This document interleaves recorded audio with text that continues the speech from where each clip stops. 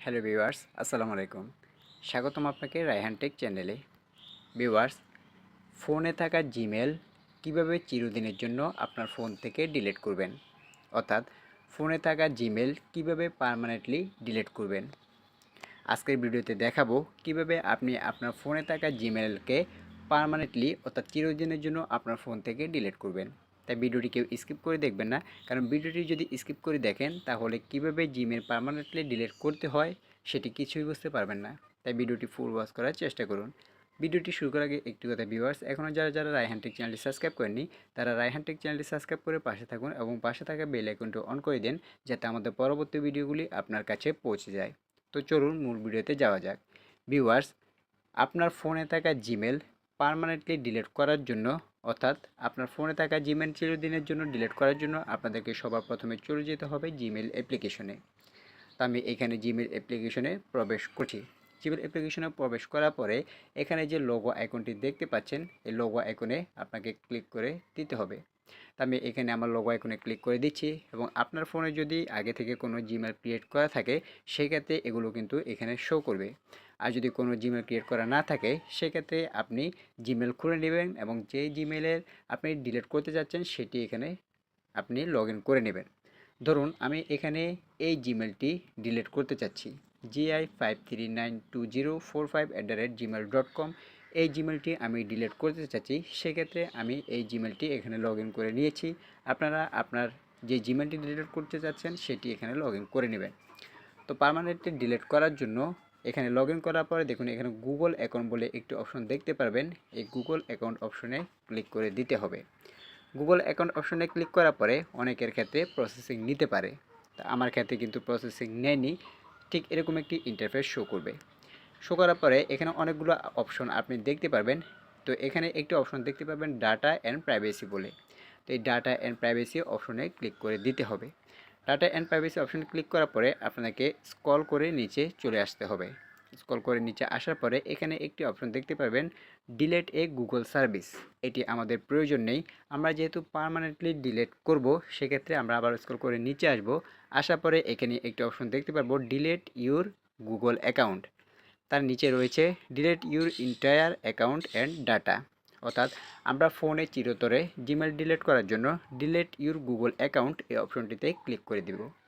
তো আগে থেকে বলে রাখি, অনেকের ক্ষেত্রে ডিলিট ইউর গুগল অ্যাকাউন্ট অপশনে ক্লিক করলে এই জিমেলের যে পাসওয়ার্ডটি সেই পাসওয়ার্ডটি কিন্তু চাইতে পারে। আবার অনেকের ক্ষেত্রে কিন্তু এই পাসওয়ার্ডটি নাও চাইতে পারে। তো আমরা পার্মানেন্টলি ডিলিট করার জন্য ডিলিট ইউর গুগল অ্যাকাউন্ট যে অপশনটি রয়েছে এটিতে আমরা ক্লিক করে দেব। এটিতে ক্লিক করার পরে কিছুটা সময় প্রসেসিং নিতে পারে।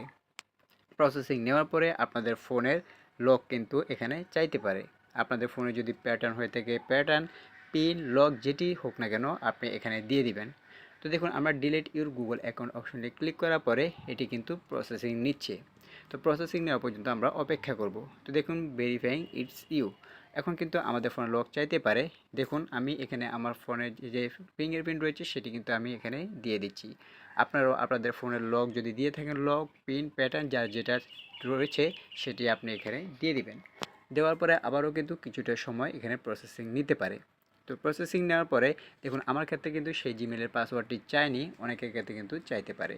তো দেখুন এখানে লেখা রয়েছে ডিলিট ইউর গুগল অ্যাকাউন্ট বলে।